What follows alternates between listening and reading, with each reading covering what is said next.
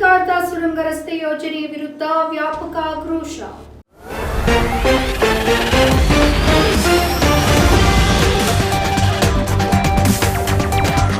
ರಾಜ್ಯ ರಾಜಧಾನಿ ಅಭಿವೃದ್ಧಿಯ ಉಸ್ತುವಾರಿ ಸಚಿವ ಡಿಕೆ ಶಿವಕುಮಾರ್ ಪ್ರಸ್ತಾಪನೆ ಮಾಡಿರುವಂತಹ ಸುರಂಗ ರಸ್ತೆ ಯೋಜನೆಯ ವಿರುದ್ಧ ಸ್ಥಳೀಯ ನಿವಾಸಿಗಳು, ನಗರ ಚಲನಶೀಲತೆಯ ತಜ್ಞರು ಹಾಗೆ ಪರಿಸರವಾದಿಗಳು ವಿರೋಧವನ್ನು ವ್ಯಕ್ತಪಡಿಸ್ತಾ ಇದ್ದಾರೆ. ಹೆಬ್ಬಾಳ ಜಂಕ್ಷನ್ ಹಾಗೆ ಮೇಕ್ರಿ ಸರ್ಕಲ್ನ ನಡುವಿನ ಸುರಂಗ ಮಾರ್ಗವನ್ನ ಈ ವರ್ಷಾಂತ್ಯದೊಳಗೆ ಪ್ರಾಯೋಗಿಕವಾಗಿ ನಿರ್ಮಿಸಲು ಪ್ಲಾನ್ ಮಾಡಲಾಗಿದೆ.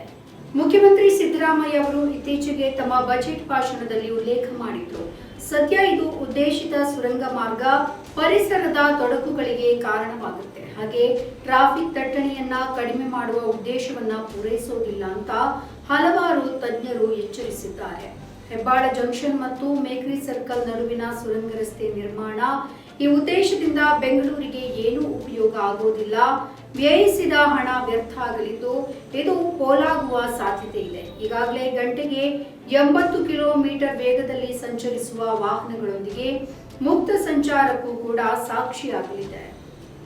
ನಮ್ಮ ಈ ವಿಡಿಯೋ ನಿಮಗೆ ಇಷ್ಟ ಆದಲ್ಲಿ ಲೈಕ್ ಮಾಡಿ, ಶೇರ್ ಮಾಡಿ, ಕಮೆಂಟ್ ಮಾಡಿ ಮತ್ತೆ ಸಬ್ಸ್ಕ್ರೈಬ್ ಮಾಡಿ.